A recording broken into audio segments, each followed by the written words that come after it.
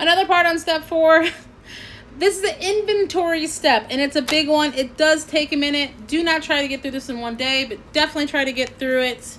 Try to get through the steps. Don't let this go out for like years, okay? I know somebody's been on a 4-step for 32 years, whatever.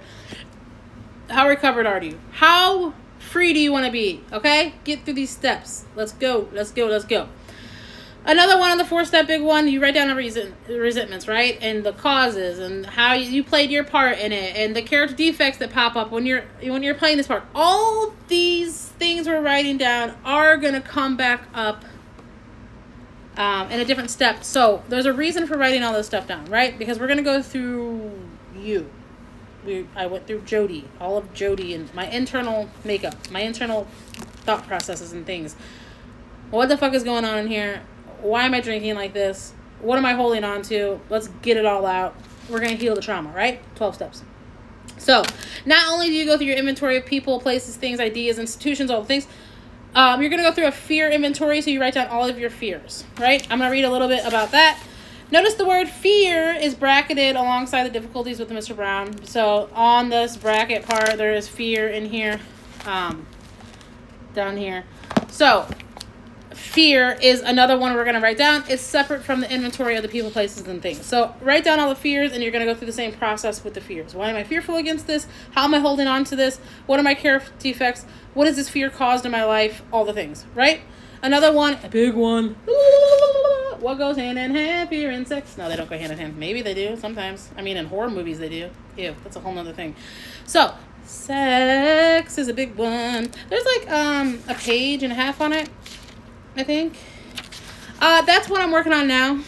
God rest my soul. My little kinky soul.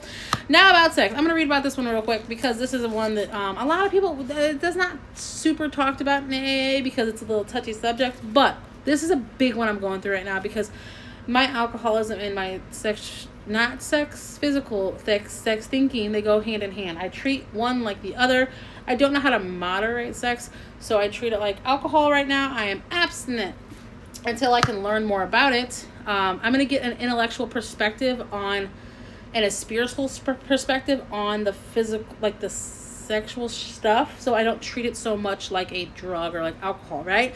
Like I want to look at this as a beautiful experience, like a an inner knowing, a divine presence within myself with the big O, you know what I mean? I want to learn how to create with that, opposed to looking at this like dirty, nasty thing I do, and has been done. So you see guys, all the AAs and all the people that are healed with this part are like, girl, you gotta. Now about sex. Many of us needed overhauling there, but above all, we tried to be sensible on this question. It's so easy to get way off track. Here we find human options running to extremes, absurd extremes, perhaps. One set of voices cry that sex is a lust of our lower nature and a base necessity of procreation. So it's just there to make babies. That's what people are. Why are you doing all this other crazy shit? Just make a baby and stop thinking about it so much. It's not that fucking serious. Then we have the voices who cry for sex and more sex. Ooh, give me more. We bewail the institution of marriage. Marriage who? We don't know her. Who think that most of the troubles of the race are traceable to sex causes. You know what? If everybody could just chill out and have a little bit more sex, you guys wouldn't be so fucking uptight, okay? That was my old way of thinking, kind of. They think we do not have enough of it or that it isn't the right kind. They see its significance everywhere. Everywhere. Any person I meet, any interaction I come into, anything that happens in my life, almost anything, has been, it's like, it's related to that, you know what I mean? My sacral chakra, if you will. So where I'm at right now is working through this. So this is a part, I've gotten really into this because I'm really into it, you know what I mean? Less in me than it was. But I'm working on this now, so that's why I'm into it. But what you're going to do is you write down your inventories, right? So now you got your people, places, and things. You got your fears, and you got your sex. And you're going to go through this. Once I wrote down my sex inventory was very much related to my resentment inventory because it was the same type of people. You know what I mean? Like, there was people involved with that. So,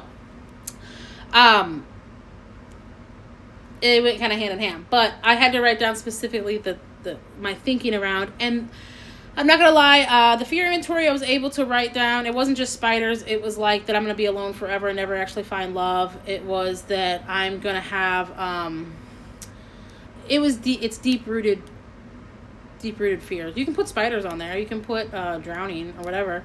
You can put whatever you want on there. I encourage you to list out all of your fears, whether they are rational, irrational, delusional, non-delusional, spiders, or deep emotional intimacy problems. Whatever it is, write every fucking thing down. There are no rules to this except for write it down, I guess. And you don't even have to do that. It's a suggestion. So, write down fear inventory, write down sex inventory. You go through it with detail. Like I said, all honest truth, when I went through my sex inventory, it was more of I remember being an egotistical thing, very cocky about it. It was it's trauma, a lot of trauma, but also a lot of cockiness to mask the trauma that happened. So now I'm going through it honestly. I don't want to,